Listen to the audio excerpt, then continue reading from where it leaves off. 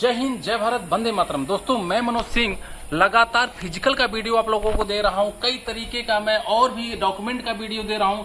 इसके अलावा आज बड़ा एकेडमी में आपको देखिए, एकेडमी पूरी एकेडमी है जो कि काफी शांत शांत सी दिख रही होगी। वाई रीजन क्या है, 10 सवा 10 का टाइम है और एकेडमी के अंदर 10 सवा 10 11 पौने 12 बजे तक पूरी ऐसे ही देख लीजिए। एक बार एक व्यू दिखा लीजिए पूरी। आपको लगेगा नहीं कि इसमें आज के डेट में 100 से ज्यादा नफरी है। 100+ की लड़कों की स्ट्रेंथ और लड़कियों की स्ट्रेंथ है, लेकिन आपको एक भी लड़का दिखाई नहीं देगा। आपको इसलिए दिखाई नहीं देगा कि यहाँ पे क्लास लगातार सोल्जर जीडी का पूरा बैच चल रहा है, खचाखच भरा हुआ है। इसलिए भरा हुआ है कि लड़कों को ये मालूम हो चुका है कि अगर कुछ करना है, अगर आर्मी में ज्वाइन लेना, आर्मी भर्ती होना है, तो सिर्फ दौड़ने से काम नहीं होगा। युवा वर्ग को यू टर्न इन्होंने ले लिया है और इनको ये पता हो गया है कि मुझे पढ़ना जरूरी है और मैं पढ़ूंगा तभी जाकर भर्ती हो सकता हूं।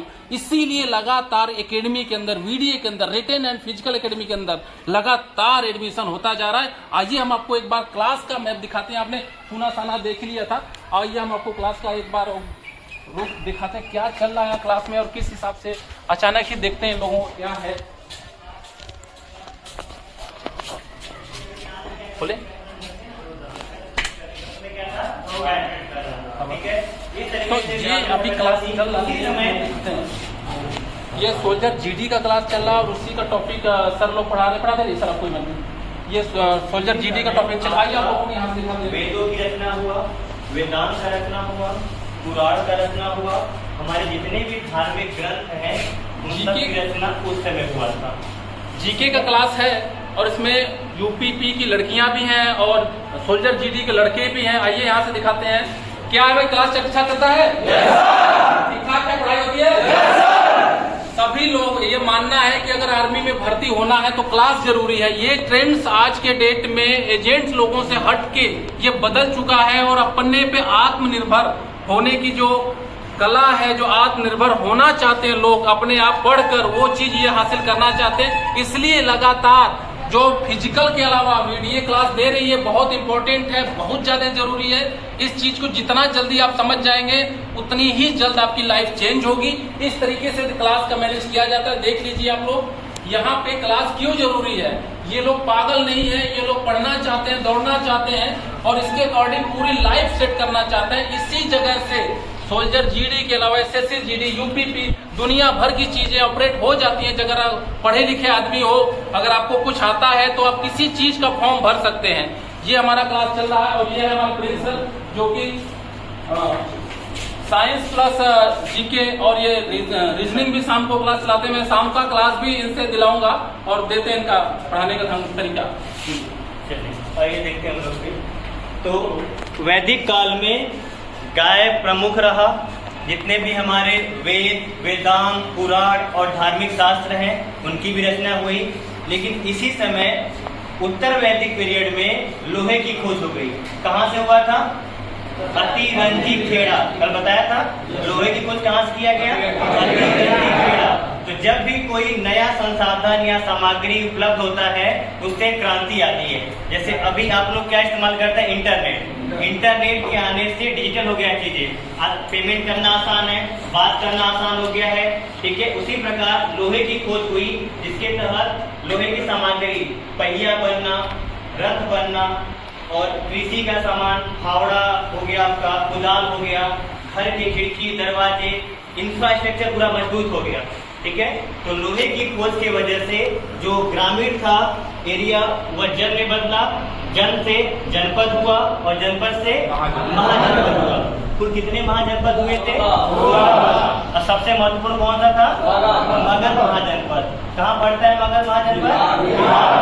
तो मगध महाजनपद धीरे धीरे जितने बाकी महाजनपद थे उन पर अधिकार करता गया और इस तरीके से पूरा एक भारत का निर्माण हुआ। इसमें सबसे ज्यादा महत्वपूर्ण रोल था चंद्रगुप्त मौर्य का और चाणक्य का, ठीक है। यहाँ तक बात है। तो इसी समय एक तरफ आपका राजशाही वंश पनप रहा था, दूसरी तरफ धर्म को लेकर, क्योंकि हिंदू धर्म में जो आडंबर था, जैसे बाल विवाह, विधवा पुनर्विवाह नहीं था, सती प्रथा था और भी जो कुरीतियां थी, कुप्रथाएं थे, उनको लेकर जो भी जनमानस में बुराइयां फैली थी उससे लोग ऊब गए थे। इसी वजह से पिछले जब आपका उत्तर वैदिक पीरियड खत्म होता है वहां से लेकर 600 साल में हमारे देश में लगभग 72 संप्रदायों का विकास हुआ, जिसमें से प्रमुख कौन था?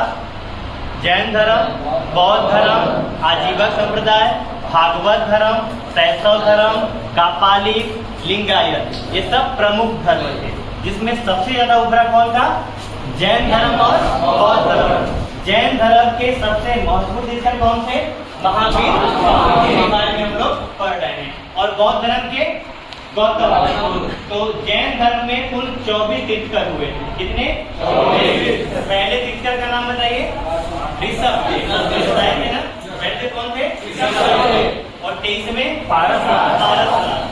पारसनाथ 23वें तीर्थंकर थे। इन्हें झारखंड में एक सम्मेद शिखर है, पर्वत का नाम है सम्मेद पर्वत, वहां पे इन्हें ज्ञान की प्राप्ति हुई, इसलिए पर्वत का नाम क्या रख दिया गया? पारसनाथ की चोटी। क्लियर है बात? झारखंड में सम्मेद नामक पर्वत है, शिखर है, वहां बैठकर पारसनाथ ने यज्ञ किया, तपस्या किया, उन्हें ज्ञान की प्राप्ति हुई, इसलिए पर्वत का नाम क्या है? पारसनाथ का पर्वत। उनके बाद कौन आया? महावीर स्वामी। ठीक है, महावीर स्वामी 24वें तीर्थंकर थे। ठीक है, और यह अंतिम थे। क्वेश्चन पूछेगा कि जैन धर्म का वास्तविक संस्थापक किसे कहते हैं? महावीर स्वामी। क्यों? क्योंकि जैन धर्म में सबसे ज्यादा काम को किसने बढ़ाया है? महावीर स्वामी ने। प्रचार करना धर्म का, ज्ञान को फैलाना। दोस्तों, ये वीडियो का क्लास है, आप मानेंगे नहीं, इतना इंटरेस्टिंग क्लास है। लड़कों का आज ये ओपिनियन हो चुका है कि नहीं मुझे पढ़ना है, और गार्जियन भी बहुत ज्यादा जागरूक हो चुके हैं। उनको भी लगता है कि हम कहीं न कहीं लड़कों को पढ़ाकर एकेडमी में ज्वाइन कराते हैं, फिजिकल कराते हैं, रिटेन कराते हैं, सारी चीजों से मजबूत करते जा रहे हैं। और पहले की अपेक्षा गार्जियंस का भी ओपिनियन काफी क्लियर हो चुका है कि नहीं, मुझे अब जो भी करना है अपने पैर के ऊपर करना है, किसी की मदद नहीं लेना है, लड़के को उसके सेल्फ पैर के ऊपर खड़ा करना है। क्योंकि सरकार चेंज हो गई है, दुनिया चेंज होती जा रही है, और भर्ती होने का तरीका भी चेंज हो गया है, और सिस्टम भी चेंज हो गया है। आज का सहारे रहेंगे, लड़का एकदम बाइकाट हो जाएगा, किसी काम का नहीं होगा, सेल्फ देना पड़ेगा। इसी के साथ ब्रेक करूंगा दोस्तों। जय हिंद, जय भारत।